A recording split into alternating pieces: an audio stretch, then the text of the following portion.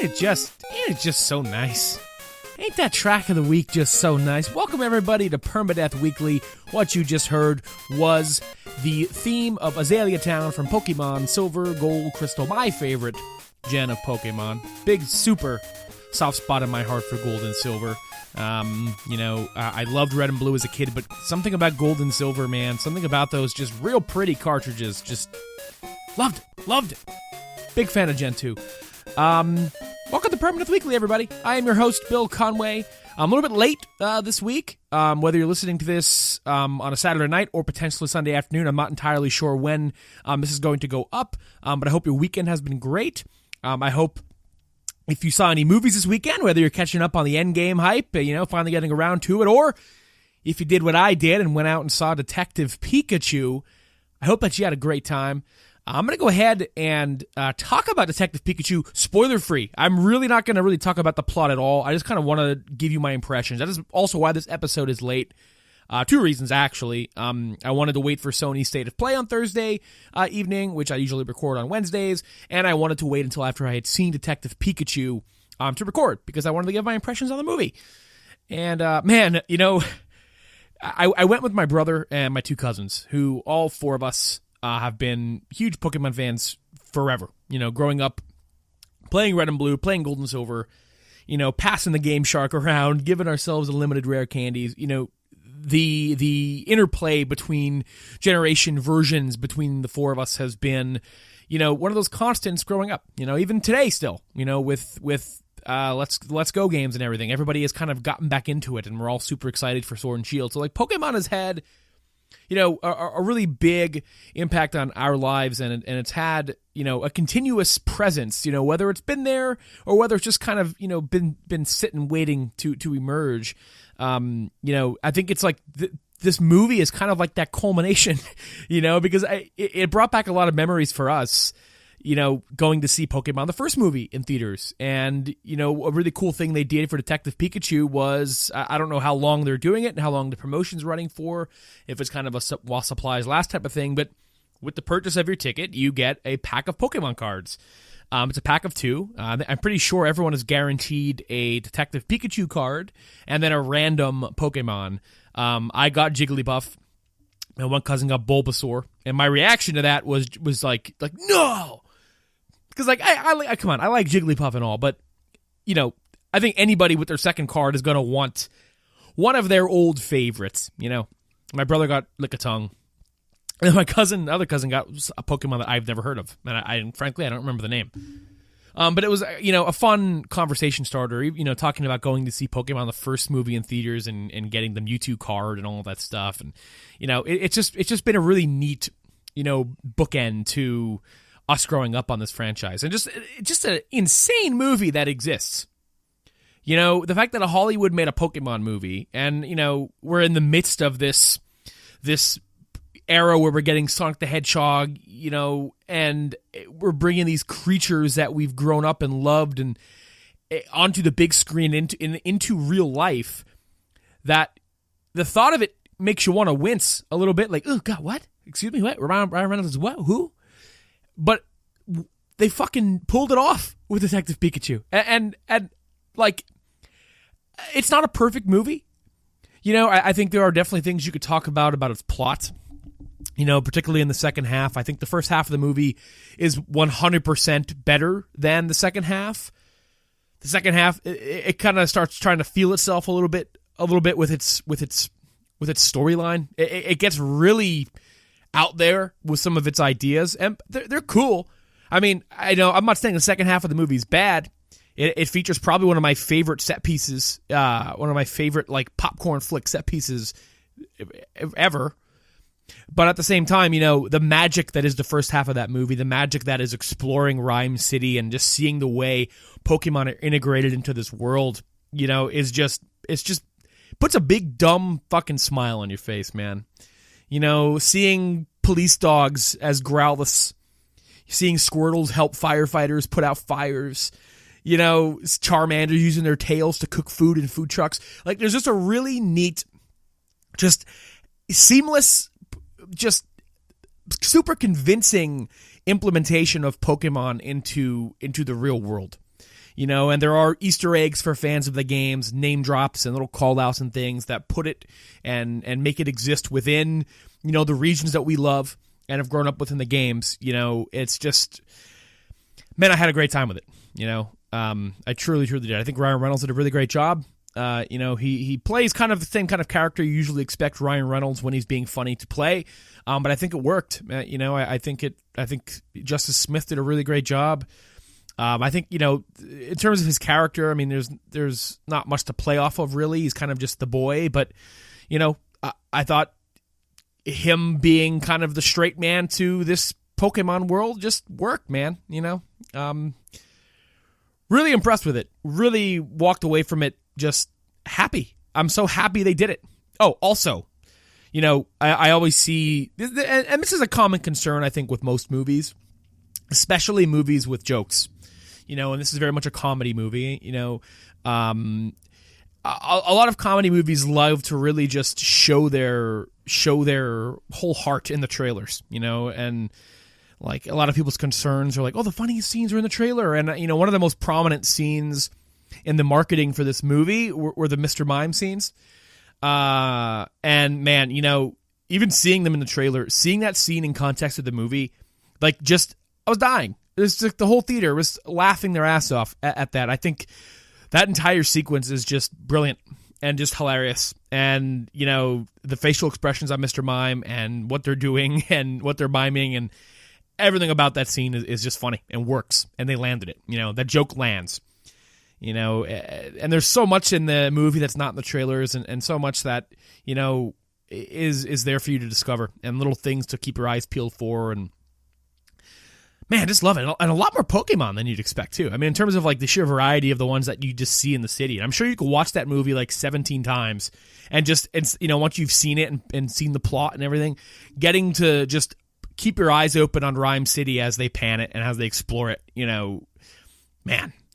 My expectations for this to potentially blow open a Pokemon movie franchise is just, that's what I'm hoping is this is the beginning of. I'm hoping this does well box office wise. I have no news to report on that. I'm sure there are stories on how it is done on Thursday night and all that stuff, but my hopes are to see a potentially more traditional Pokemon adventure on the big screen, because while this is our first time, and the Detective Pikachu story in general is very noir in nature, and as such unfolds that way, and does deal with it is a more crime focused story, and I would love to see a little more simple and light, adventurous version of Pokemon on the big screen next. I think, I'm not saying remake Red and Blue. I'm not saying remake Ash's story. I'm just saying, man, how cool would it be to involve a story with the Elite Four or, some kind of Pokemon League stuff or whatever. It'd be cool. I mean, it is interesting though. I thought this. There is a scene, and you can see it in the trailers. And again, I said I won't go into spoilers. This is more of light spoilery territory, I guess. But in the trailers, you see Pokemon fighting underground. Rhyme City is a city where Pokemon battling is unallowed. Pokemon and humans coexist. That's the point of the city. Is that they don't live in the wild; they live in the city with us. And as such, they don't want people battling them. So, naturally, humans being scumbags that they are, underground Pokemon fight clubs exist. And it is very weird watching Pokemon battle in such a realistic fashion. You don't think anything of it really playing the games. And, it's an RPG. You play these games, you level these creatures up, you battle them, you cure them. But there's never any instances really of watching these underground fights and seeing these Pokemon get healed in any way. And just the griminess of the fight club and the griminess of the intentions of the gambling that's going on down there, just the grittiness of it. It's a little more affecting seeing the Pokemon fight in that way. And that's when I say that I'd love to see a lighthearted romp of maybe the Pokemon League and see Pokemon battle it out, in competition. It also at the same time I can see maybe why they're apprehensive to maybe focus a lot on Pokemon battling, because it is the art team did an amazing job portraying these Pokemon in a realistic fashion, and I think all of them look great. I mean, some of them are disgusting looking, but I mean it's natural. That a giant tongue's going to look like that in real life. On Lickitung. But I also think that seeing them fight was kind of like, man, like I feel bad. You can see the pain on their fucking face, and it's fucking horrifying, in a way you don't expect. Everyone wants to see them duke it out, but then as they're duking it out, it's like, hey, how about no? Let's go get a kebab. Let's stop fighting. So that was something I was definitely, surprised on how I felt about it. Sorry, my phone just went off. If you could hear that. Actually, give me 1 second. It's funny when you do a podcast and like you make a call out to something that the listener probably doesn't pay attention to, or you make a reference to you having to take a break, but there's really no break because you can edit it out. That's something I'm learning in podcast school to stop doing, but I continue to do it anyway. But it is what it is. I'm not a very good student. Stuff comes in one ear, out the other ear. But yeah, Pokemon Detective Pikachu, I highly recommend it if you are a Pokemon fan, if you have kids who like Pokemon. Just hearing the kids yell out Pokemon names and stuff, it's so cool to see kids not too cool for the shit that I liked as a kid. Because one of the things I've always thought growing up is like, man, I loved Mario and Pokemon and Yoshi and all these things, but like as we grow up, a lot of games marketed at kids like Fortnite and stuff just involves blasting people with a shotgun. And is it like, man, do kids like the kiddie stuff anymore? Or is it just us adults who grew up with it who are paying these companies' bills? But nah, man. Seeing the amount of kids at this shit who still like Pokemon and, just seeing the way that it's still effectively marketed towards them as well it's awesome to see it just ever present throughout the generations of life. And just seeing kids excited about characters and designs that I grew up with. It's just awesome to see that it's immortal, and seeing it translate so well to the big screen will help that continue. So, Pokemon, man. I do love it so. Next up, something that has been ever present in our lives, and something that Square Enix hopes to keep that way with its upcoming remake. Sony did their State of Play on Thursday night, which is like kind of their Nintendo Directs. But they're very short, like 10 minutes long. I assume they exist probably to push out one big announcement and then like any little smaller stuff around it. Perfect time to get those in there too. The big thing with this was the Final Fantasy VII Remake trailer. And I don't have much to really say about Final Fantasy VII Remake because I have not played Final Fantasy VII. I have tons of friends who love Final Fantasy VII. I have friends who are excited about this remake. I have friends who know people who maybe are not so excited about this remake, depending on the changes that they are bringing to the combat system or whatever they're doing with the story, because it's also going to be confirmed again to be episodic, potentially, I assume, chopped up into 3 bits, which will be interesting to see how they do that with a JRPG. Will it be 3 like 30-hour games? Which I think is a cool, digestible way to play it, but I also. How natural will the cuts be? Will it be an issue of, oh, wow, it's been a year and a half since episode 1. When are we going to get the rest of this kind of deal?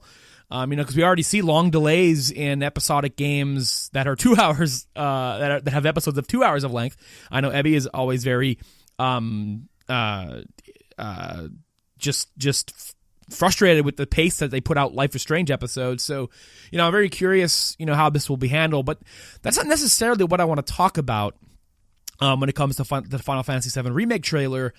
I saw some drama pop up on Twitter. I hesitate to call it drama, especially compared to the actual drama that has been unfolding around the gaming community and the YouTube community over the last few days. But just the conversation, rather, on spoilers for Final Fantasy VII, because for the longest time, before we knew a remake was coming, Final Fantasy VII's plot, and especially its major deaths, and, some of its reveals, and just the general nature of its relationship between Cloud and Sephiroth, has kind of maintained that, like, Star Wars original trilogy status of, like, well, yeah, you know what, the spoilers are just out there, and it's just part of pop culture.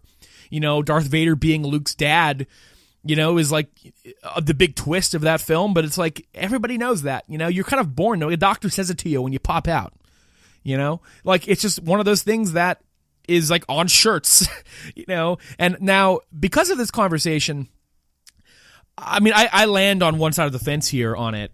But I also don't want to say anything really, on the like, especially the main spoiler people talk about with Final Fantasy VII. The one that people will just shit out as a joke when talking about spoilers in general is like, because it doesn't really ruin it, I guess, for most people, but it's a moment that when it happened back in the day, it was a very impactful piece of video game pop culture. and there's a reason why it holds that status next to, Luke's father. It's just such a commonplace plot point to just talk about. So I've seen conversations pop up of people excited about this remake and people excited about playing it for the first time and seeing people talk about the game's plot, not necessarily in a malicious way of spoiling the game, but as this being probably the biggest remake of all time, in terms of significance. And I'm not downplaying RE2's remake. RE2, one of the best survival horror games of all time, getting a remake is no speck of dust. But in terms of just, video game, the iconic nature of Final Fantasy VII, it getting a remake is huge, man. Probably the most influential JRPG of all time in the West, for sure. Introduced a lot of people to this type of game, and for its time was just a gorgeous masterpiece of a game. So, it getting a remake of this caliber, you're going to have fans talking about potential changes to the plot, where it will be paced, and just saying, hey, how will this be handled? What will happen here? Just talking about things that have been common spoiler knowledge for a long time, and you're seeing people come out and say, hey, could you fucking stop it with the spoilers? I'm looking forward to this remake. This will be my first time playing it. I would love to not know anything going in. And then people were replying, hey, the game's been out since 1997. It's been 22 years. I mean, if you really cared about Final Fantasy VII's story, you probably would have played it by now, I guess if you're like a 16-year-old kid, I mean, when will you have gotten a chance to play it? I mean, it's been re-released on PS4 and stuff since, but generally it's a product of your place in time. So those are the two sides that are going back and forth at each other. And me, me, I'm a big spoiler phobe. It's been a big part of my reformation. One of my goals for 2018 for Permadeath was to not let spoilers bother me so much, because they used to bother me to a degree that, would truly ruin things for me, and I would let them ruin things for me. And, at the end of the day, everything's good is good, man, and I've let that kind of wash over me, and I've gotten spoiled plenty of times for plenty of things. I've gotten spoiled for Endgame. I got Red Dead 2 spoilers for me, but I pushed through and, just had a great time anyway. So it's a thing of, I don't think they ruined anything, but, I am a proposed spoiler phobe. I gladly will take on that title. I've let it really freak me out, and, so I get where people are coming from. But at the same time, I really don't know what side of the fence. I said before, I know which side of the fence I'm on, but at the same time, I don't know if I do. Sorry, I might have burped there. Again, podcast etiquette.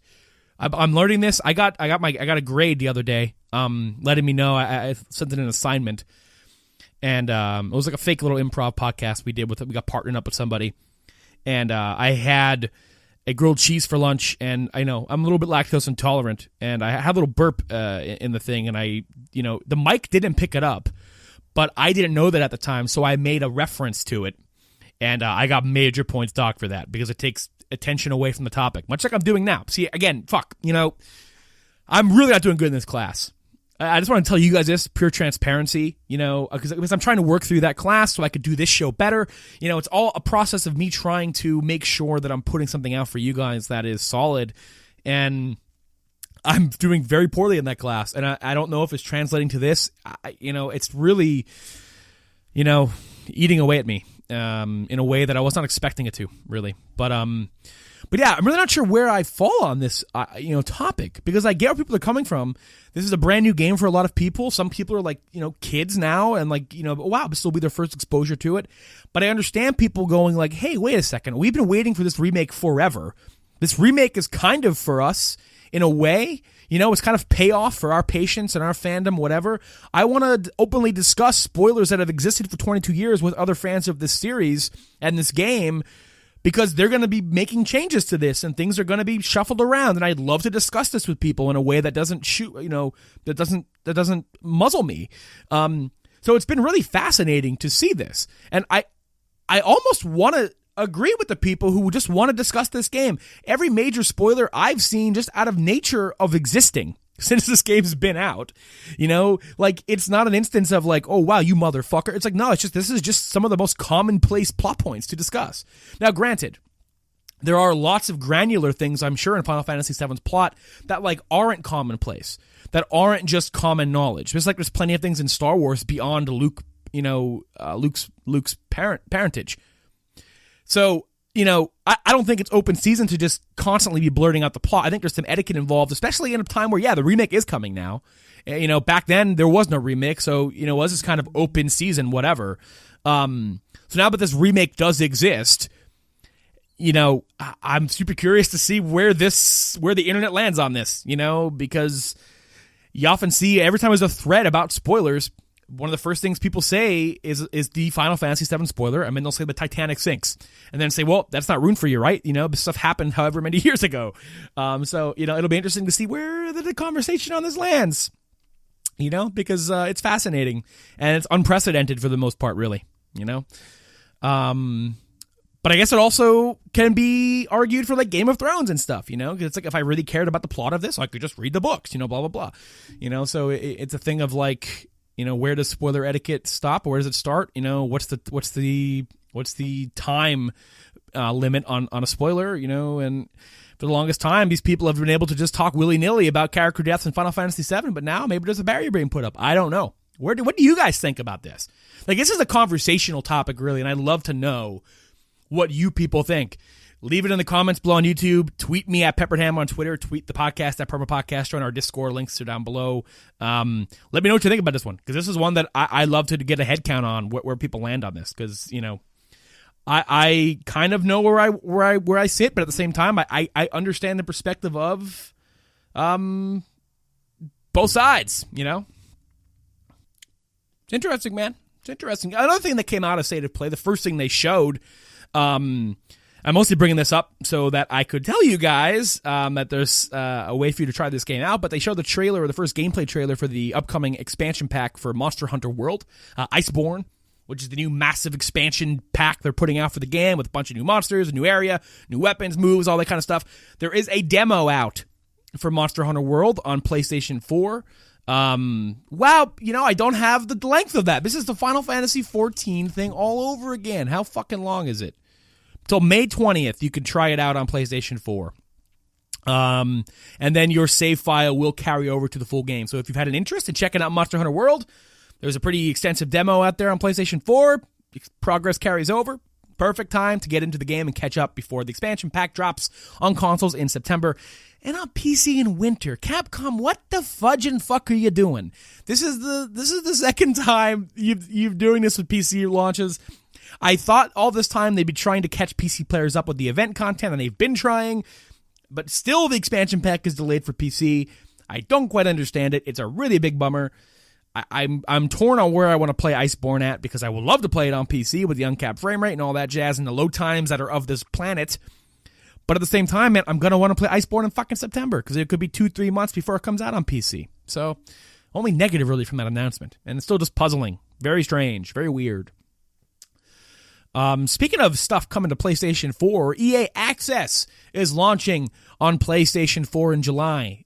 This has been the service that's been on Xbox and PC. PC, it's called Origin Access, where you can subscribe for whatever money a month. I don't know the amount, because I know Origin Access has Origin Access Premier, which is $15, but I don't know if EA Access has a similar service.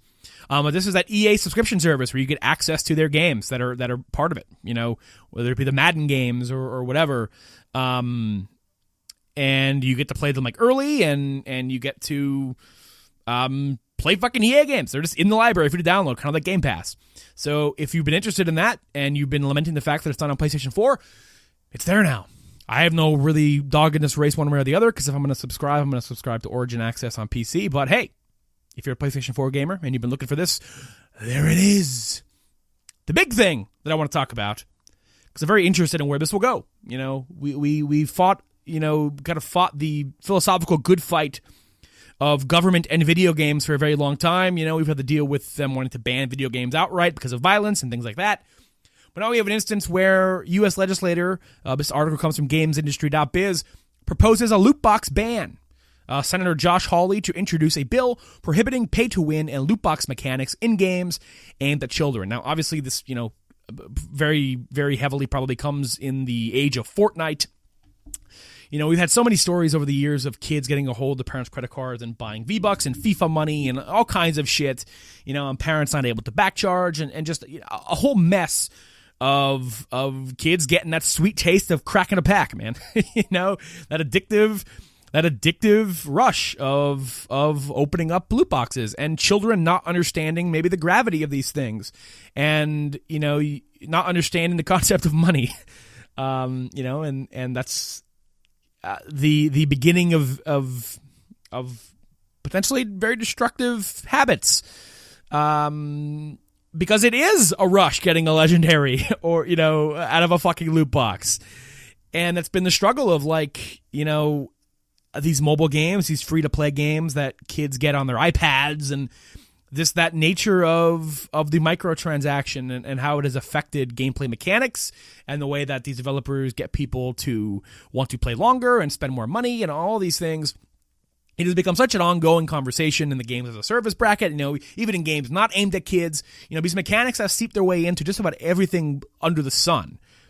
So what this bill would do, it would be called the Protecting Children from Abusive Games Act, and it would prohibit offering randomized rewards to players through microtransactions, manipulating a game's progression systems to encourage players to spend money, or giving players who purchase microtransactions competitive advantages over others. The Federal Trade Commission will be responsible for enforcing the rules, treating the use of such mechanics as an unfair trade practice. Individual states would also be able to sue companies over violations to protect their residents. So this would outright ban loot boxes. It would ban the idea of being able to crack a pack and potentially get a legendary cosmetic, a legendary item, anything that increases advantage in gameplay. And it's such an interesting thing because we've seen this happen in other countries. My big thing is, it would completely change the way certain games are monetized. I'm not here to talk about the kids. I'm here to mostly talk about the ripple effect it would have on gameplay mechanics for everybody, mostly. And just the way that certain games would have to be changed and the way they're monetized. Stuff like Overwatch. Because Fortnite doesn't have, I said it before, sorry, I actually apologize to Fortnite. Fortnite doesn't have loot boxes in its Battle Royale mode. Its microtransactions come from the Battle Pass and the fact that you could just outright buy skins. So the monetization model of something like FIFA Ultimate Team, stuff like Overwatch, that's the stuff that would be affected by this, ultimately, because those are the games that have the loot boxes. Those are the types of games that prey on, timed events, oh man, I didn't get the skin I wanted. Should I keep grinding it out, or should I maybe drop $40? Those practices would go away in theory if this were to pass. But then it's the thing of, this is such a main monetization model for gacha games. Stuff that I play and obsess over very much. Dragalia Lost, I'm looking at you, my friend. What would happen to games like that, where that is their main monetization model? It's an interesting thing because you bring up, it's like, how will a free-to-play game survive? And you could say, well, they could aim at making a better game and then monetizing and attracting people to want to pay. Again, Fortnite, people pay willingly for that game a lot of money because they're getting things they know they're getting with their dollar. They're willing to spend because, hey, that $25 might be a lot of money, but I'm going to look like a fucking reindeer after I spend it, and I know I'm going to look like a reindeer. And a lot of people get that one-time purchase out of the way. Whereas Overwatch, it's like, I spend $40 and I just get a bunch of fucking stickers for the wall. So man, I'm conflicted in a way because it's like, I get it, make a better game, make a better monetization model, but some games who do this are not really that bad. In terms of a cosmetic, in terms of the way Overwatch monetizes it, I don't mind. But we'll see what it will do to certain games. I'm not sure, how will it affect something like Overwatch? Will Overwatch apply a Battle Pass model? Will you be able to just buy event cosmetics outright or earn them through the Battle Pass? I have long since wanted loot boxes to go away from Overwatch entirely. So, this is something that I would probably be in favor of just because I would love to see developers try a different way to monetize their games. Try a way to have people spend money on something that isn't that fuck it, man. It doesn't promote gambling. Doesn't activate those impulses on people who are susceptible to these things. I would feel bad to see games that aren't predatory but use this model, fail and go down and lose money because of something like this. But at the same time, in the long run, I think it can only be a net gain, really, in terms of it not preying on people's addictive habits. And this doesn't even have to just do with children. This is for anybody, man. Some people are very susceptible to things like these, And, I feel it creep up on me, man. Cracking fucking crown crates and ESO is the worst experience ever. The drop rates are so shit, but the animation's so nice, and it's like, maybe next time I'll get a mount. So it's like, fuck, man. I'd love to see that shit go away. Just let me buy the fucking mount. It's such a funny thing where it's like, man, I could spend $20, get some crates, maybe get the mount. You're $80 deep in the hole, when it's like, I would have happily just given you $40 for this stupid fucking digital horse. I truly would have. So yeah, it'll be interesting to see where things go here. It's an instance where a lot of people want to push back against government in certain things and getting their hands involved in certain things, but I can really.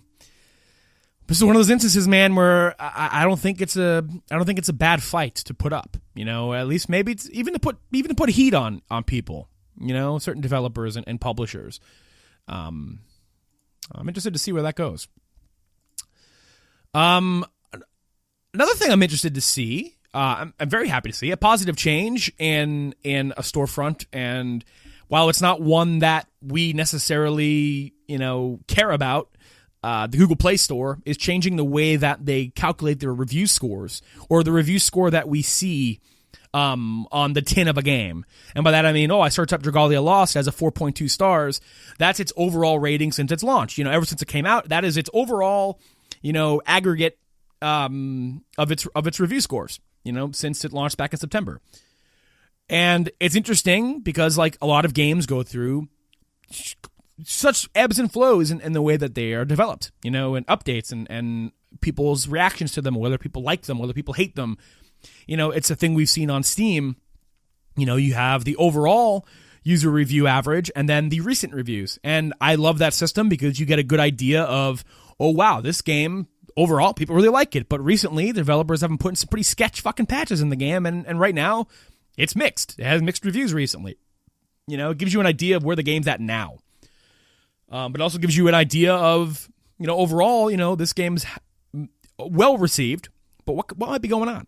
Or you could see it's, negative in the past, but the recent reviews are very positive, and it's like, wow, okay, they're really turning this ship around. So what they're doing with Google Play is the star rating is going to have a much heavier weight towards recent reviews, which I think is great, especially for, these games that have persistent updates in worlds and these gacha systems. And because, man, some of the changes in Dragalia Lost are super positive. Dragalia Lost has a 4.2 on Google Play, and I think that is one of the most generous and just well put together gacha games I've ever played, to the point where I've willingly spent money on it because Nintendo and Side Games are doing such a great job. And I think, man, I would love to know, in its recency, what would its review score be if the most recent reviews were weighted better? Because I think, man, it's doing really well lately in terms of its updates, lowering the cost of pools, doing a lot of nice quality of life things, and just overall making it a much better experience than it was at launch. And I'm curious if a lot of those negative reviews that might have brought it down from a higher tier in the 4s were maybe complaints people had back then that they fixed since. So it's interesting. I'd love to see that for everything, man. PlayStation Store, I'd love to see them introduce this weighting system. It would be nice to see what the perception of the game is lately, after updates.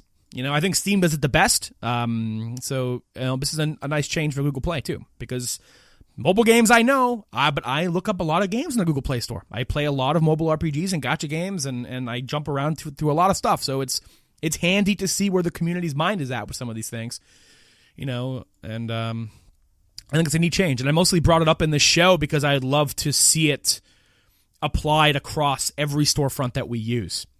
Because while user reviews have a tendency to potentially suck with review bombing and stuff, it is still, at a cursory glance, a really great way to get an idea of what you're spending your money on, alongside using Twitch and YouTube and stuff like that. So yeah, cool little change there for Google Play. So that about does it for industry news. Something happened this week with a very popular YouTuber, ProJared. And, I don't want to really talk about this. Because I think if you want to, you can easily find out what this is about. A very popular YouTuber, earlier this week was over 1 million subscribers on YouTube. He's seen oftentimes associated with Dungeons & Dragons and Wizards of the Coast and a lot of their streams. He's involved in a very popular Dungeons & Dragons show. He has shown up on Nickelodeon shows. He has shown up with Nintendo, with Reggie. He's a big YouTuber, man. ProJared, he's part of Normal Boots. His face is there. He's been out there. He cheated on his wife. He's been involved in plenty of underage solicitation of nudes and sending nudes and all kinds of creepy fucking things, man. And I don't want to go into detail about those things because it's not something I want to talk. I don't want to talk about that stuff because it's fucking sickening.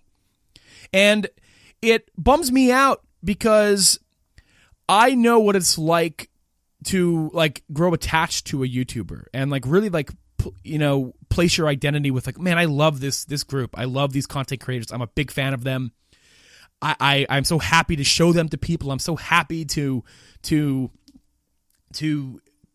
able to, show a friend a review or send a link to somebody. And it would just absolutely gut me if these people I like turn out to be complete fucking weirdos. In ProJared's case, for sure, dude's a fucking weirdo. And I have a sibling who watches people, and I just these fucking. The reason I don't want to talk about it is because it will make me too mad to openly say the things that he has done with his influence and with the power that because here's something that I think a lot of people don't understand. Is a lot of people will say, especially in the nudes category of ProJared's, accusations here and the things that have been shared and the evidence that has been shared, is it's a thing of a lot of people, and it's happened with the Nick Robinson stuff too, from Polygon, of people willingly send somebody a nude. But I don't know if people understand really just when you're somebody like ProJared, who has power, man. He carries influence. It isn't as simple as just I sent ProJared my nudes. It isn't as simple as that. It's never as simple as that. Because a lot of people want to go, well, they shouldn't have sent it to him then. And it's you know what? It's really not your place to say that. There's a responsibility that needs to fall on the shoulders of these people. There's a responsibility that they have to not be a scumbag. Because especially this instance, when you run sex blogs on Tumblr and try to attract your viewers to take part in that stuff, and you're sending these creepy messages, and these people love you for your videos, these people admire you, and that you could just at the snap of your finger, just have them wrapped around it. It's your responsibility not to fucking prey on people like that. It's your responsibility not to take advantage of the influence that you have over them. It is not as simple as, well, they sent them, it's their fault. It's such a psychological power play, man, that these people have over the kids who watch them. And I know maybe it's hard to understand for old fogies who don't understand social media and YouTube and influence and just the power people have. I know it sucks.